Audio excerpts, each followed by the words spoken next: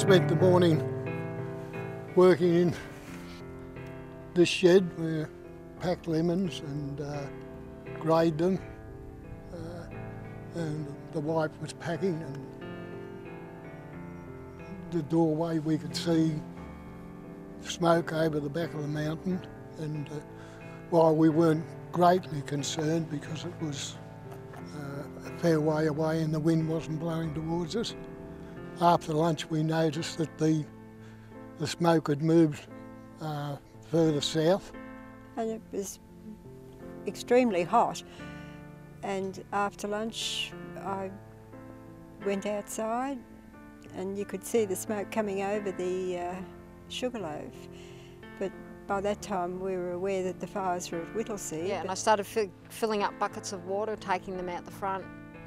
Found a big heavy Hessian chook bag, started dipping that in, started walking around the boundaries of the two homes because we'd started to get cold ember fallout. We were getting large spirals of bark falling down. They're sort of about that long ends of branches. Were quite cold. There was no heat in them, but they were falling, and so we assumed it was a fairly hot fire to be lifting embers as big and heavy as what was landing round here. So it's just, yeah, on the internet it said there'd been spot fires over on Hildebrand Road. So just keeping an eye out for spot fires. And had a phone call from Steve late in the afternoon, just checking up on the fires. So we went out and saw the smoke from Kilmore fires and Wallen, and then just told him I could see smoke, and he says, "Is everything okay?" And I said, "Yes." And by mid-afternoon we realised that the fire was getting quite close to us, and we started to make preparations to fight the fire. We had our firefighting equipment outside the house ready, and we had buckets and hoses. Black Saturday for me started at the Hurstbridge Football Club. I was checking the CFA website continuously, just seeing if there was any small fires around. There happened to be a small one on the road that we live on, so I decided to come home instead of going to work. On my way home, I got to this very point here, where there were police blocks already set up. I spoke to the police. They said, "Make sure you have your fire plan in place." I said, "Yep, no problems." Not a drama in the world. But again, they were only letting local residents in only. So David came home in his car, and I said to him, "You better grab a bag too and start wandering around with me." So half an hour later, Steve called back and said there was a spot fire at Linda's. So I went to Linda's. Before he went off, I sort of was starting to get a bit worried then. I said, "Well, you better make sure that you come back." Then we started to get a little bit concerned, and we went up in the sheds to look about moving machinery and such out of the sheds, but there were no batteries in the tractors we wanted to move, so we had to leave them. And after circling the property a couple of times with the Hessian mats, looking for spot fires to put out, I ended up coming up here with Uncle Dave just to get a bit more of a clearer view. What we did was we were just standing here looking over at the mountain, just to the right. At the bottom of the mountain going up, we could see a little bit of smoke coming up. Then the smoke became more and more. There was just a lot more smoke, and the more smoke that there was, and we could hear it creating its own thunderstorm out there. The noise was incredible coming towards us. You could hear it. We knew that we'd come to the conclusion, myself and Uncle Dave, that we had a bit of a fight on our hands. Arrived at Linda's place, and where the spot fire started, and then I turned up. There was about 5 or 6 CFA trucks here, had it under control. Spoke to Peter Jenkinson. He said everything's good. Then I saw Linda. Linda said that the fire pump wasn't working, so I said I would call back as soon as possible to get the pump going. and as you can see, that's where the spot fire started at Linda's, and they got it out, and then by the time we got home, it was coming. By that time, the fire had jumped quite a bit further south, and we had heard news that there was going to be a change to a southwesterly later in the day. So I grabbed my phone to ring 000, and you couldn't get through to anything. It was just everything was engaged. Quarter of an hour after it changed, I could see the fire coming over the hills to our west, and then we could see then that eventually the fires would come to us. We weren't really concerned because we had quite a big area of cleared land, orchard and mown grass between us and the fires. On the way down, I had to make the decision whether to stay or whether to leave, and decided to stay in the end. I put the dog in the car, told Mum to jump in the car, let's go. She said no, and so anyway, because she didn't come, we decided to stay and help out. So parked the car here, jumped out of the car. Arrived back home from Linda's place. Got my son David and Vicky to move the cars out of the shed. We got Christmas decorations on the roof over the cars. Couldn't get it off the roof. Anything that was easy to catch on fire, so we're just trying to do whatever we can. We didn't have a lot of water or stuff set up around our house. It was mainly up at Nan and Pop's. But we just decided, by this time it was getting really windy, everybody's pretty much yelling at each other, there was a bit of panic going on. But then there was like this really thick, it was just like a nuclear bomb rushing towards us, and it was like 20 jumbo jets, the noise of it was just roaring. We looked at that and saw that was quite high, 100 plus feet high, this red front, so we realised there was nothing we could do to fight that. And both David and I could hear lightning. You'd hear lightning just cracking, and it was just rushing at you at 100 miles an hour.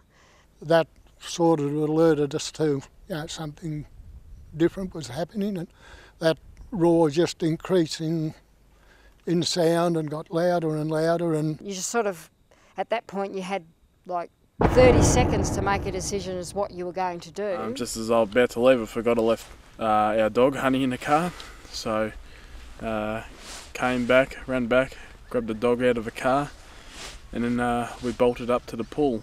We were standing out the front, and once we saw what was coming at us at 100 miles an hour, we knew there was, even though we had the firefighting equipment out the front, you could just see that what was coming, that it wouldn't have mattered what you had, there was just absolutely nothing that anyone could do. So that was probably where panic really started to set in, when it was coming. And luckily I still had my bag in my hand. I didn't probably even realise, I just didn't drop the bag, thank goodness. I still had the bag in my hand and flew into the pool. I went inside to have a drink, and while I was inside, my son came into me and said, I think you better fill the bath up and put towels in the bath, which I started to do. We had to get everyone into the pool. Got to the pool, didn't find Mum in the pool. I said, where's Mum? Someone said, she's inside, so I went inside. Mum's inside getting her books and that. Came to the door and shouted to me, get in the pool now, and the way he spoke, I knew that things had taken a turn for the worse and that I had to hurry. So I had my handbag and I had a couple of ledger books for our finances that I was going to try and save, because my accountant always said to me, don't ever lose these, you'll be in big trouble if you do. So I decided I'd try and take them with me. And then Mum went outside. David was still hosing down the house. even though I was just thinking, it's not going to do much. And we're saying, don't worry about doing that. And I just said to David, we've got to go. And the intense heat coming straight up the lemon trees, sucking the moisture out of them, and it was just too intense. We couldn't do anything with it. And I said it was just time. We've got to leave it. We've got to get in the pool.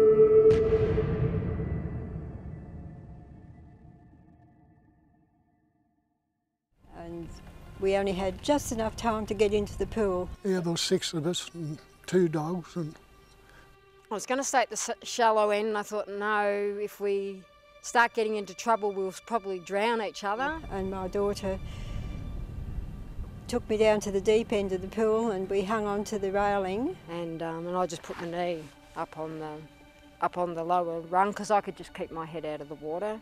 Just put my arm sort of around her and used the other hand and just kept, for the hour that we were in there, just kept scooping water. And we put a wet hessian bag over our heads. I looked around and I could see my husband and my son-in-law, and they never had any covering over their heads. So they had to spend as much time as they could under the water. Getting quite burnt on their hair and their eyes and their eyelashes. And by that time the wind and the heat and the smoke was extreme. My son got out of the pool and raced back into the house to get the dog. we saw some spot fires starting against the house, and me and David jumped out the pool and went over to try and put them out, but we had to give that away and return to the pool almost immediately. The moment I got into the pool, I could feel the heat of the flames coming over our head. Every time I looked up, there was flames, tin flying, wood flying over. And there was a little niche in the pool where the pump pipe went into. And I put them in there hoping they'd be okay. But during the time we were in the pool, they caught on fire, and my son-in-law had to drag them down into the water. And the whole time there was just flames on top of us, burning embers in the pool, bits of burning logs in the pool which would be floating around. And I ended up getting hit by a bit of wood and burn on the back of the neck.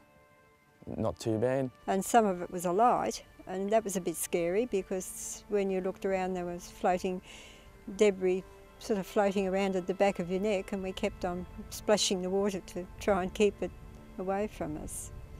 Thinking, oh, any minute we're going to get decapitated with a bit of tin's just going to come slicing through the pool and just chop one of us in half. And that was another reason I wanted to stay right up against this wall here, really tight against the wall, because it was sort of coming from this direction and hoping that things would either hit the concrete wall or we'd be in close enough that it would just go over the top of us. And we just kept on bobbing under the water and taking breaths and holding our breath for as long as we could. My grandson did a good job. He did a bit of cheerleading and gave us encouragement, and yeah. That he kept us going. He kept on shouting out, "Come on, Nan, come on, Pop." You know, we can do it. We're over the worst of it. We're going to be all right. And just being a voice and letting everyone know that we were all still alive, and that's all that mattered at the end of the day. But it got pretty tough.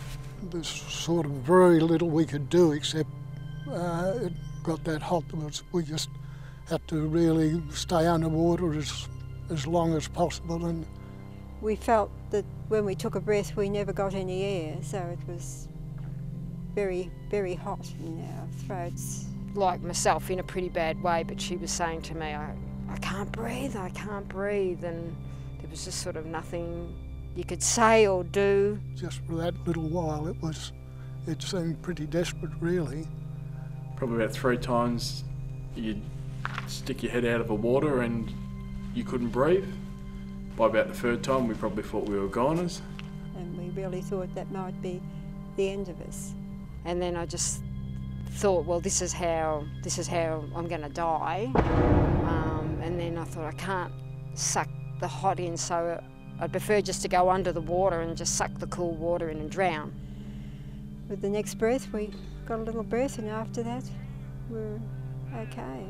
Then when it was all over and we all came up the shallow end, and we were sort of we couldn't believe it. We were just like laughing, I think. We couldn't believe that we were all alive, and we were sort of sitting down in the water all hugging each other like crazy, and I sort of thought, no, I don't want her to get upset, and I said to her, you know, after all we've been through, you're not allowed to get upset now, because if you have a heart attack on me now, I'll kill you. It was still too smoky to get out, still too dangerous. So we just stayed in, stayed huddled, had a bit of a chat. Eventually the heat died down and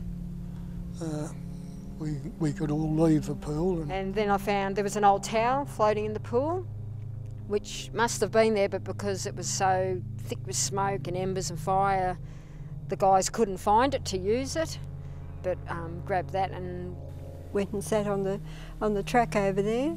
just laid the towel down on the track there, and I had hold of Honey as well. Which was the only bit of land that wasn't black with ashes, and you could sit down on that, and we Just seeing what was around, which there wasn't much left to see. everything had been burnt. The ground was just black earth, nothing. There was nothing basically left at all. By that time my house had burned down. The trees at the side of the pool were alight, they were still burning. The cool store was gone, everything was gone. Looked up in the sky and there were helicopters coming from everywhere.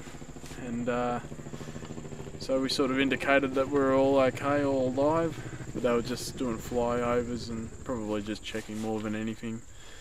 Decided to give out a few cooees, see if we could make contact, direct contact, and we did.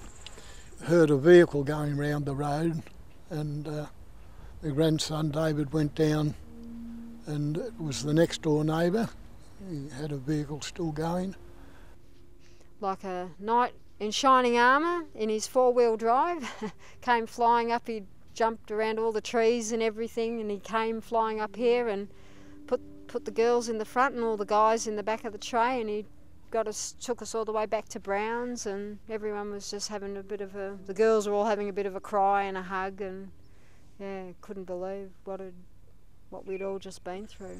And I mean, even when I was at Brown's, I was still throwing up just from all the stuff that I'd inhaled and all that. We had a drink and something to eat, and then we were taken up to another neighbour's property that he had more room, and we spent the night there. Steve got home from Yarrawonga when he got through. I borrowed his car because I had to take David Nelson and Dad down to the doctors because their eyes were pretty bad. Got down there. Felt like it took us 2 hours to get down there because I couldn't see a thing.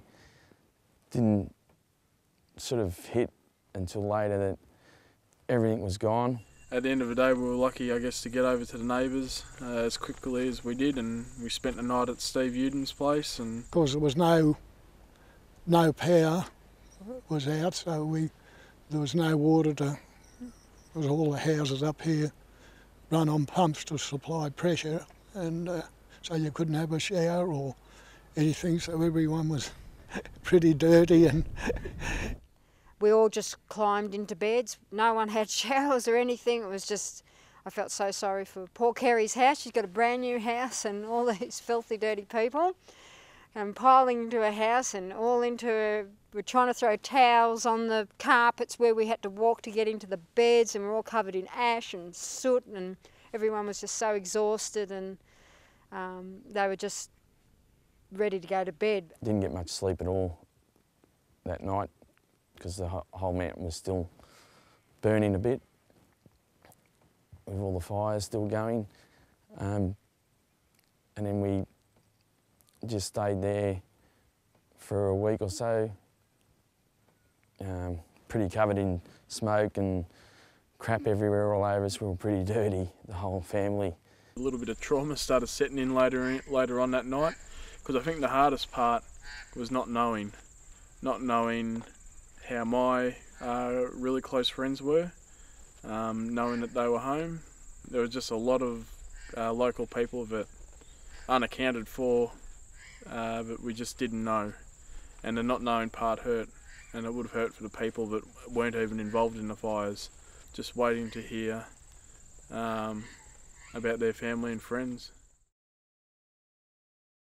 That night I rang my daughters and asked them to come up the next day, and they came up and we came back to the farm and had a look at everything, and we had to go up and look for our cattle, which were all destroyed.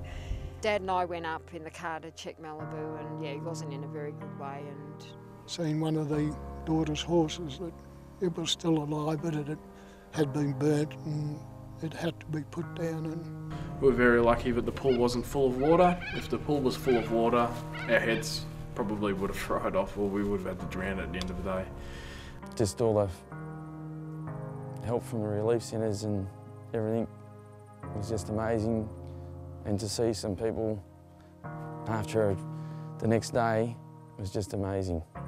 So consequently I spent the next 3 or 4 weeks after that drawing out pages of these books to try and keep them. We'll rebuild. It's still home, even though there's nothing here. It's still home. Yeah. It is going to take us a long time to rebuild, but Strathewen is home, and we are going to definitely rebuild here because it's too nice of a place to go away from. We've been running the farm here now for about 54 years, so there's really 54 years of work and memories and everything all sort of gone in an hour. No matter how bad it looks, this is home. And we're going to have a nice house, so everyone will be home all together again. And I'm looking forward for that day. It might take a while, but we're going to do it. And the sooner the better, I hope.